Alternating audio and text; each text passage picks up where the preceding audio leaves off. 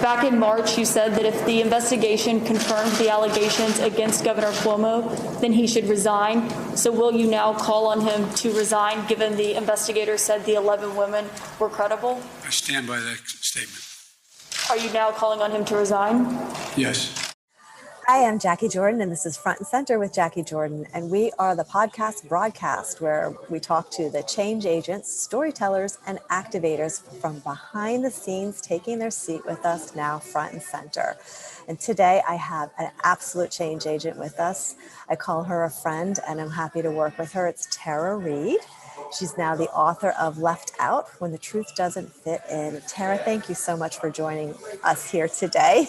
Oh, thank you, Jacquie. And it's such a privilege to be with your publishing company. And, you took me on at a time when, I was pretty persona non grata, and you jumped in there and helped bring my book to life. So gratitude on the bottom of my heart. And that healing has been so systemic in my life. I think in the way the book kind of saved me, in a sense, as I was moving through all the difficult parts of coming forward. Well, thank you. You know what was there was so many gifts in working with you, and thank you for saying that. But one of the surprise gifts was that you were actually, and I don't mean this as a kind of a backhanded compliment, but you're actually a really great writer.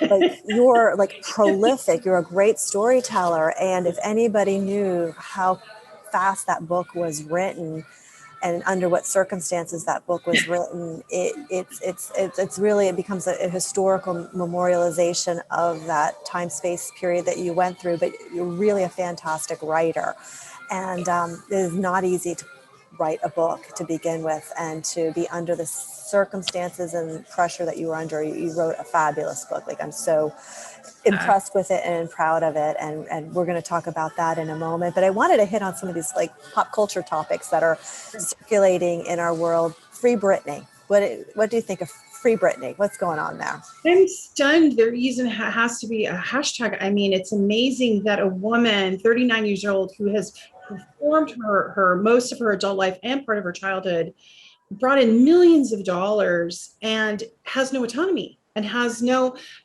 autonomy over her own reproductive rights, has no freedom. And I have no words. I think Rose McGowan, has always been a supporter of mine. And you did the forward to your book. Yeah, I did the forward to my book. She called me and she was like, Tara, I'm here. I believe you. And then recently I saw her take up Free Britney, and I was so happy to see that. And, her platform that is so large was used to bring awareness. And some people didn't even know, because she's still performing. She was still carrying out her contract under these horrible conditions. So I'm hoping, I know the last ruling was disappointing, but I'm hoping that it won't fade away. Yeah, and she's 40 years old. If she's going to blow her fortune, let her blow her fortune. What are we protecting? Who's protecting what? And what about Bill Cosby? That also just happened. Well, I wrote an op-ed. I felt so deeply about that issue because I've talked to two of the Cosby survivors, and then communicated a little bit online with a few others. There's over 60 women that were drugged and brutally raped by him. That was adjudicated. He admitted partially to some of it in criminal court. He got off on a technicality. I went ahead and talked to get more of the details to Nicole Egan, who's a fantastic author of Chasing Cosby, and she's been working on the story for 16 years. And so she gave me a lot of the legal kind of breakdown of what happened. But from an emotional point of view, to be present with those survivors and think they had some sort of justice, and then to see it ripped away like that by letting him out, was really hard to witness. And then also it makes us wonder about our, justice system, just like Britney. Yeah. And how it is towards women and systemically. It's so Monica Lewinsky did a TED talk within the last, maybe actually less than 10 years. And she talked about being the first woman to be bullied. I think there's a lot of truth to what happened to her. When you and I connected, I was personally like horrified to the vitriol response that you were dealing with, and I only knew a surface level of it. I should also say, like, I had wanted to meet you when it happened, and it was really weird that you and I ended up being connected. Like, it just was one of those divine moment things. But I had really wanted to know, like, what happened to Tara Reade? Where is she? Like, where are the women's groups? Why aren't the women's groups supporting her? Wait, what happened to me too? I was like, I was just like so confused. Like, I wasn't confused because I knew what was happening, but it Yeah. was like, oh, come on, like, can someone explain this to me? And but what I learned and what you wrote about in the book, and really where the book comes in, is the absolute abuse that you are still fighting in terms of of coming forward. Can you talk about that, and then what keeps you so strong? Yeah, I mean, going back to the Cosby survivors, they were actually dragged as well before social media and when it was just coming into form. So, and then of course, Rose McGowan for a decade has been, given a hard time about it. So I'm not the only one dealing with that kind of vitriol. Mine was really coordinated because it came from the Democratic Party. And I was calling out a beloved member of an elite Democrat, and they didn't want to hear that message. And so they used resources to try to silence my story. What keeps me strong is basically just knowing that the new generation coming deserves better. My daughter's generation, and the one behind us, the survivors behind me that are trying to come forward, deserve a different reality. The trolling was sometimes people who really did not believe me or whatever it was, but some of them were just simply paid. And for our government to use resources through through political parties, be it Republican or Democrat, to attack private citizens, it's happening more and more, and it's really not okay. So it's even a bigger issue than just me being bold. Right.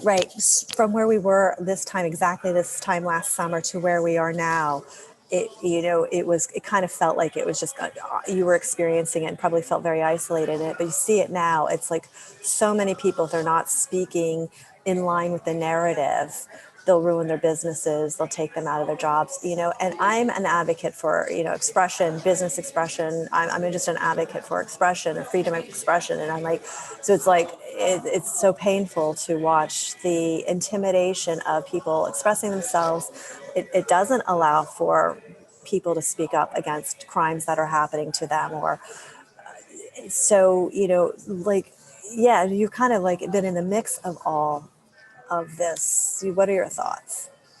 Yeah, and going off what you just said, speaking about small businesses, it's really important, like what's happening with what happened when January 6th at the Capitol, how certain political parties are weaponizing, saying things like, report your friends and family if you think they're a terrorist or whatever. Calling someone with a different political view an extremist or a terrorist is really damaging. The city of Los Angeles did that over COVID. The city of Los Angeles established a 1-800 number to report your neighbor or your friend or a small business that wasn't in compliance. And I mean, it created, speaking of unbreathable, an unbreathable, suffocating atmosphere of suspicion and paranoia amongst people who we've been neighbors with for decades. Or even hostility. Yeah, it creates hostility and more division. So it's ironic that the party that keeps talking about wanting to bring us together and save the soul of America is actually ripping it apart. And, both parties are responsible for different things, but I'm really disappointed in the party that I used to belong to, which was the Democrats. They are having a chance to have some leadership right now. And the way they're using it is in ways like this, that is simply creating more divide and more marginalization, really. And, to go after people's businesses is just, it's going to undermine the fabric of our society. You have stayed loyal to the Democratic Party, even though you really were attacked by them, a victim of them. No, I haven't stayed. Yeah, I haven't stayed loyal. I left the Democratic Party. Okay. I don't know if you noticed. I left last year. Okay, I'm actually glad to hear that. I don't know. I'm Like, glad that for you, I can. yeah. I didn't vote for Biden, of course. I didn't vote for Trump. I didn't vote. I didn't participate. It was a very personally emotional time Mhm. regarding coming forward about who is now the president of the United States. And it's been watching the tactics that were used. I expected them because I've been a political operative. I know how they operate. I know what they're doing. So some of the things they did to me, I was like, oh, okay, you're going to do this and you're going to do that. And what I would say is that for people coming forward, as much as I went through, I don't regret it. I don't regret leaving the Democratic Party. We need to do better. We don't need predators as leaders and powerful people in either party. And, frankly, I had such a burden lifted by releasing that secret and by bringing that truth forward. And really, it's not about political parties. It's about being able to stand in your truth and not be destroyed for that. I, amen. I wholeheartedly believe exactly that we have to be brave enough to stand in our truth. And it's our truth. Like, and even our truth can even change or morph as we get more wisdom or perspective about our own self-awareness of what truth is. But I so believe that we have to own and be and live our truth at all consequences. And like, I so commend you for your bravery around that. And it just even becoming your friend and working with you, it was very painful to like kind of to witness the stuff that came at you. Like, it was just like, it's like, I think for me and my own naivety, it like shocks me that people can be so ugly, so like horrific and so ugly. And yet, we have to foster through together to hold a line of hold our line of truth. Like, because if we don't have that, we don't have anything. Who are we? We're not even people if we don't have that. That's my 2 cents on that. That's really speaks to me what you just said. That truth, what you're talking about, because what you're talking about is contrast.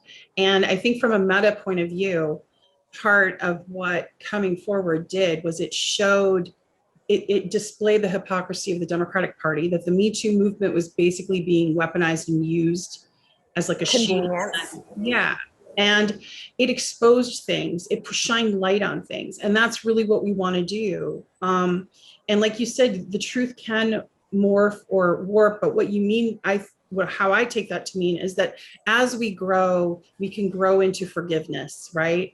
Exactly. Yeah, Exactly. and we can grow into a place of looking at the issue from a bigger point of view. So something that might personally happen, we can move from that victimhood state to a survivor to then simply a thriver and be helpful to others, if that makes sense. That's exactly it. And it takes time. It's not something you can just like, I transcend myself, because that doesn't work that way. If someone were to ask me about you, I would describe you as very complex. And that's a compliment. You're very complex. You've had a lot. You're smart as heck. Like, you do not take fools gladly. So you're not. And you use the word political operative, and you talk about your political career in your book, and that's where that comes from for you. But you're complex, and you have had. You've had to overcome a lot of adversity in your own personal life, even way before this experience. And that's what I kind of liked about the book. You really let people get to know you, Tara Reade, in your complexity as you work through it. But as a result, you work on behalf of women for domestic violence. You have a really good understanding of domestic abuse and trauma. Do you experience yourself as complex? Is that something that you would how you would describe yourself? But you've definitely had a complex life. Well, yeah. Well, thanks for using the word complex, because I take it as kind of a compliment, because I think myself is kind of simple sometimes. And, I mean, like, kind of. But, right. That's how you would know yourself, right? Right. Yeah, I don't think. Yeah. But what I would say is that we're not always our best selves. And I wrote about that in the book. Like, for instance, I wrote a scene about me screaming at my brother on the phone, insisting he talk to the New York Times. I mean, like, we lose it, right? We're so caught up in our drama, whatever that is, that we sometimes step over other people's feelings. And, I mean, we're trying, we're works in progress. And I would describe myself as a work in progress. And That's honest. I did experience a lot of complex trauma, especially as a child. It kind of set me up in a sense that my boundaries were maybe not as firm. Maybe I didn't have as much self-esteem as other people, or that support system that can kind of keep you away from predators. And predators sense that. They do. They really do. So it's not victim blaming saying that. It's just, no, I think it's why those childhood trauma incidences are so important. And so why we so need to protect our children, because they do set us up for a life of it's kind of a weakness, even if it's an energetic weakness, even if it's a psychic weakness, an emotional weakness. It just kind of leaves the back door open where we didn't even know it was open. It's that kind of experience. And but you've been very articulate about it. One of the things, because we get to promote you and do your media, you don't like going over the specifics of the Biden story again, and I completely respect and honor that. And I always see that for you as like, she doesn't want to need to be re-traumatized to relive the story. But and also at some point, like, you've evolved beyond that piece of the story. It's like, it's there, it's out there, and now I've evolved past it, but I can talk to you about all these other things because, is that kind of how that feels for you when you're. And there's no like guidebook for any survivor going through this, or maybe survivors that are comfortable doing it several times. I had not talked about it a whole lot. So for me, the Katie Halper show, that was one of the first times I told it from beginning to end in its complexity, in the completion of it, out loud. I had told bits and pieces, in parts, but I hadn't done it like that. And it was very, you go through PTSD, you go through, like, I had nightmares, I had dreams. One of the things that's helped me decide what's right for me is meditation. Before I even get going in the morning, I won't look at the computer or my phone. I put on music that soothes me. I go and I meditate, and I try to set my intention for the day, so that it's not about me, but it's about what message is coming through me. What do I need to be a conduit of that can bring positivity to the world? I operate the same way. Yeah. And so sometimes with the sexual assault itself, I feel like I don't want to re-traumatize others that are listening. Fair enough. Yeah. Respectfully. So there's that kind of, going on. No, perfect sense. In terms of a public figure who is just openly speaks about it, Rose McGowan has a really fiery warrior. Like, she'll take it on head on. And I love her. It's not my personality, and I love that she can do it. It's not your personality either. You handle it in a different way. Talk about how you handle it. I love Rose. She is an amazing warrior. And warrior. I definitely have the same kind of fire, as far as feeling that, turning that rage into outrage by doing something active for humanity, in that sense that we're trying to bring truth. But yeah, my approach is a little different. There are times though when I rage tweet, I just try to make them specific, like they're trying to send a message, but there's definitely an anger and fire behind it. I also like the way, though, Rose can bring in allies and she has like Rose Army. Mm-hmm. So she also gathers allies for women going through this. And she reaches out, like she reached out to me and found me. You have a pretty sizable army. I've met the We Believe Tara Reade army. You got a sizable army too.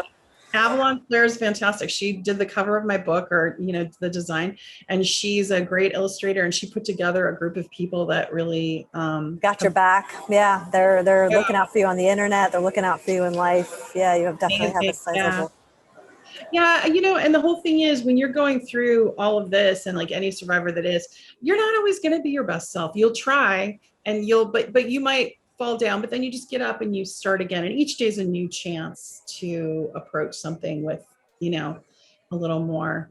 But in terms of the story where it is now, I feel like we've moved forward. I Oh, I see still a big difference from from last year to this year. I feel I mean, I'm still getting trolled, but not in the same way. I have a lot of supporters. Unfortunately, I think the whole rape culture itself has not moved at all. Obviously, with Cosby's release, Cuomo's still governor, Biden's president. Is your superhero power is that people will underestimate how smart and clever you are. You just, yeah, like they're going to underestimate that, and you can, and it's not manipulative. You do it out of strategy. Mhm. You navigate, like you can maneuver, like systems and Right. complexities. You Yeah. cannot be, yeah, you can't be underestimated. I've learned that. I agree with you. It's a funny thing for me because I love men. Like I love and respect men. And so I'm not of like, let's gang fight all men, and I actually, as a woman, I don't need to be a man. I'm happy being a woman. But we definitely have institutionalized behavior of a patriarchal Right. ruling man that can get away with, where they can say one thing and then do something completely off. And as I really think our generation, Generation X, and I speak to this, it's kind of been alluded to in my TEDx talk, but that our generation really saw the impact of this up close, and we had to integrate and navigate it through from our childhood, where we these latchkey kids left home alone to kind of figure out the world and grow ourselves up, then go into a workforce that was like highly competitive.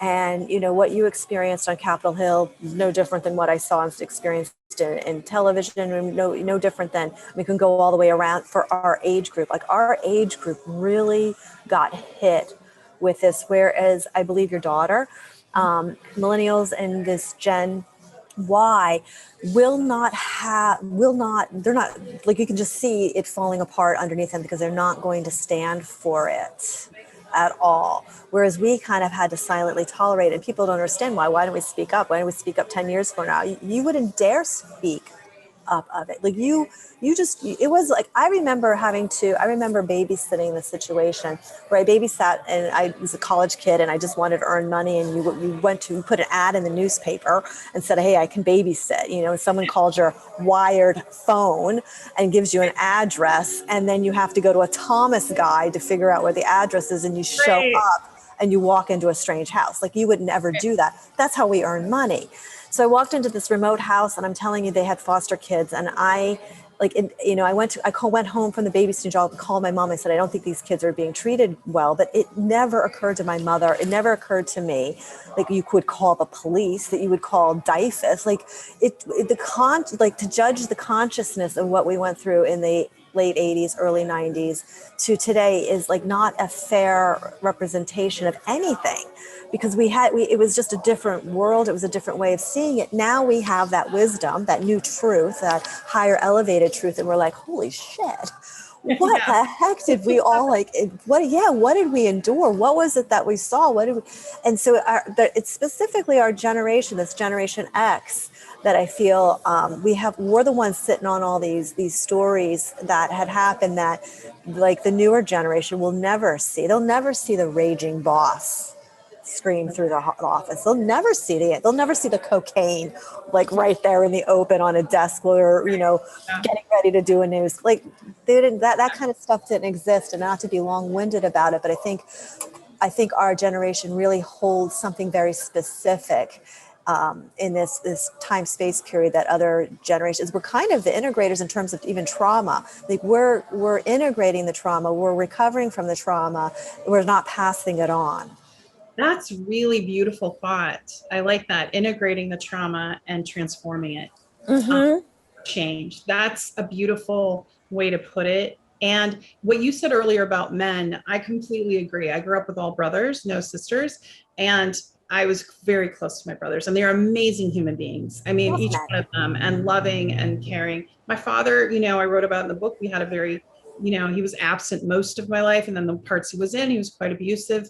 And, he was very much like a Joe Biden, like that alpha male stereotype, where they come into the room, they own the room, they control everything around that happens. Yeah, so I'm hoping there is a change from the alpha male. They're having to let go of power, and they're not doing it very willingly. But there are a lot of men who approach me that have been sexually assaulted as well, that privately, that approach and talk about being, survivors, but not wanting to be public about it. So they have their own struggles, like, because there's such a stigma attached about them coming forward. So, sexual Definitely violence think does it's cross all difficult that. for men to come forward. Yeah, it's super difficult, and they're super stigmatized by it. So, and affected by it throughout their lives. But what I would say is that what you were talking about, the patriarchal, I'm hoping that that's getting shaken loose. But, again, going back to it, Cuomo's still in power, Biden's president. And I watch narratives. Like I pay attention to the narrative. So it's like Cuomo, like to avert the Cuomo nursing home story, it became about the women. And then when that story was no longer convenient for its purpose, it moved off the monitor. And then it just moves on to another story. And there's no like stop of accountability in any of it. And that's honestly what drew me to you. Was I had been following your story. I happened to be a University of Delaware graduate where the papers, the Senate papers that you talk about are held. And so it had me upright in attention because my logical mind was, well, if there's the papers, just let's see the papers. Like, let's just get to the bottom of this, everybody. And so it got my attention, but then BLM happened. It was like right, like I always say, to kill a Tara Reade story, you needed George Floyd. Oh my God. Yeah. Unleash George Floyd, and right in between you and George Floyd was the week of you ain't black if you don't vote for me. That was right in between. Oh, when he made that statement. Right in between. So it was Tara Reade, Yeah. and then it was the George Floyd, and it was then timeline, and then humming underneath all of that is the pandemic. Well, of course, exactly. Yes. The oxygen out of the news. Yes. The pandemic, of course, because we were going into lockdowns. Yeah, that was an interesting time. I mean, it definitely was a convenience, but you're right about the media very sharply able to coordinate. Sure. Yeah. Just turn it. Just kind of turn it. And I'm like, hey, wait. But I think that's the frustration that Americans are feeling overall at this point, is that there is no, like, who's our justice? Who's our police? Like, who's our accountability system in anything right now? I think Americans across the board are like, what is our accountability system? Because we see these things happen and then there's no accountability. And then we just move on to the next one. And I think there's a level of frustration bubbling around that. Absolutely. I think what you're doing is really amazing, though, by starting a publishing company and starting the different aspects of the company, things that your company does, with putting out speakers that are experts in their field and getting, their voices elevated. What I love about that is that you're taking control and putting it out there. Whereas like my book, it might not have seen the light of day. Like no one would be reading it, as much as the suppression was trying to quiet my voice.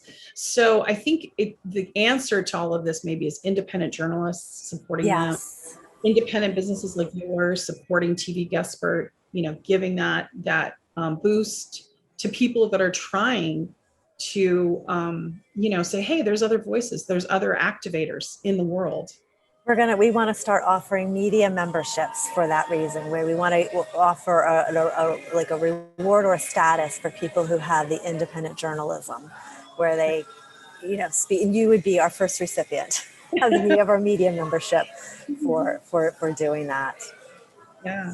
Yeah, writing the articles for RT, the op-eds, it was interesting because I was on a podcast with Jackson Hinkle, who's a delightful independent podcaster who's really kind of on the rise. And when I went on his podcast, he was saying, I'm really noticing your political commentary. And he wasn't even interested really in talking about what happened to me in 1993 more than he was in what was happening now and moving forward and how to help other survivors. That was so refreshing and it was so exciting. And that's the kind of voices that he's trying to lift is really great.